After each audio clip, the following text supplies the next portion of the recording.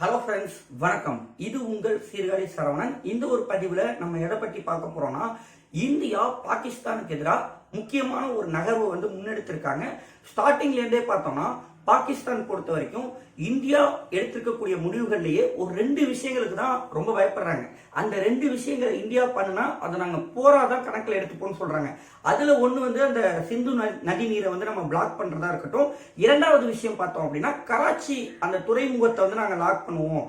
India Karachi துறைமுகத்தை lock பண்ணாலே பாகிஸ்தான் ஆட்டோமேட்டிக்கா அவங்களுடைய மொத்த இதுமே பிளாக் ஆயிடும். ஏன் காரணம் அப்படின்னா, சிந்து நதி நீர் பொறுத்த வரைக்கும் 90% பாகிஸ்தானுடைய விவசாயம் அதை நம்பிதான் இருக்கு. அதே மாதிரி வர்த்தகத்தை பொறுத்த வரைக்கும் அவங்களுடைய 80%த்திற்கும் அதிகமான வர்த்தகம் முழுக்க முழுக்க கராச்சி துறைமுகத்தை நம்பிதான் இருக்கு. சோ இந்த மாதிரியான ஒரு நிலையில தான் அந்த அரபி பெருங்கடல் பகுதியில இந்தியாவுடைய கடற்படை முக்கியமான ஒரு போர் ஒத்திகையில ஈடுபட்டு இருக்காங்க.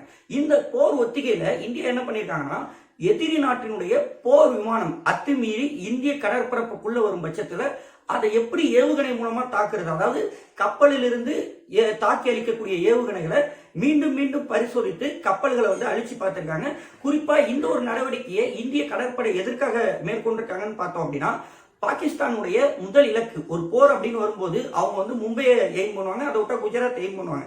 அது 2 தான் உங்களுக்கு பக்கம். ஸோ அந்த 2 இடங்கள்ல அவங்க தாக்குதல் மேற்கொள்ளும் பட்சத்துல அதற்கான பதிலடியை நம்ம எப்படி கொடுக்கறதுங்கிறதுக்காக தான் இந்த ஒரு போர் ஒத்திகையை இந்தியா மேற்கொண்டிருக்காங்க.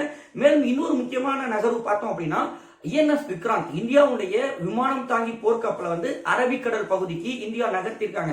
இது சாதாரண நிகழ்வு கிடையாது. நாளைக்கு ஒரு போர் ஏற்படும் பட்சத்துல பாகிஸ்தான் கிட்ட இந்த மாதிரியான விமானம் தாங்கி போர்க்கப்பல்ங்கிறது கிடையாது. 2022 செப்டம்பர் மாதம் உள்நாட்டிலேயே தயாரிக்கப்பட்ட இந்த INS விக்ராந்த் போர்க்கப்பலை நாட்டுக்காக பிரதமர் மோடி அவர்கள் அர்ப்பணிச்சிருந்தாங்க.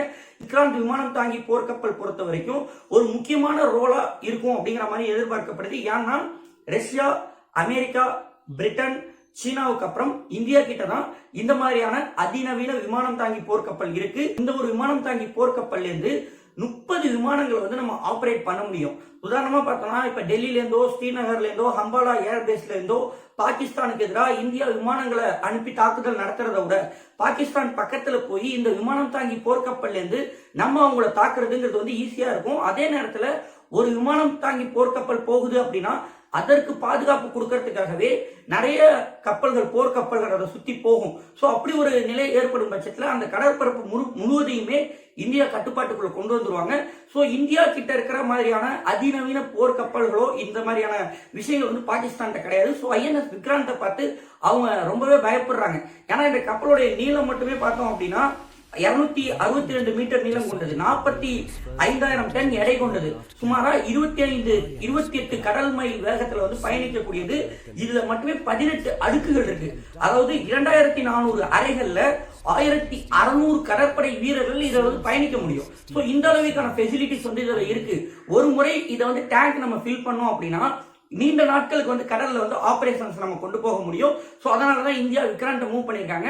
ஏற்கனவே விக்ராண்ட் அப்படின்னாலே பாகிஸ்தான் பயப்படுவாங்க. ஏன்னா 1971ல விக்ராண்ட்ங்கிற இதே பேர் கொண்ட ஒரு போர்க்கப்பல் பாகிஸ்தான் நிலப்பொழிய வச்சிருந்தது. குறிப்பா வங்கதேசம் அன்றைக்கு கிழக்கு பாகிஸ்தானா இருந்துச்சு. அந்த இடத்தை முற்றுகையிட்டு விக்ராந்த் போர்க்கப்பல் கடுமையான தாக்குதல் நடத்தினாங்க. அந்த கிழக்கு பாகிஸ்தான் பிரிக்கிறப்ப பாகிஸ்தான் வீரர்கள் கடல் மார்க்கமா வங்கதேசத்துக்குள்ள போறத முழுக்க முழுக்க தடுத்து நிறுத்தினது விக்ராந்த் தான். சோ அதன் நினைவாதான் இந்த ஒரு விமானம் தாங்கி போர்க்கப்பலுக்கு இந்தியா விக்ராந்த் அப்படிங்கிற பேரை வச்சாங்க. சோ இந்த கப்பலை இப்ப அங்க நகர்த்திருக்காங்க. இது இல்லாமல் இந்தியா கிட்ட, இந்திய கடற்படை கிட்ட 2வது விமானம் தாங்கி போர்க்கப்பலா INS விக்ரமாதித்யா இருக்கு. சோ அது நம்ம ரஷ்யா கிட்ட இருந்து வாங்கி பயன்படுத்திக்கிட்டு இருக்கோம். தற்போதைக்கு கடற்படையில 2 விமானம் தாங்கி போர்க்கப்பல்கள் இருக்கு.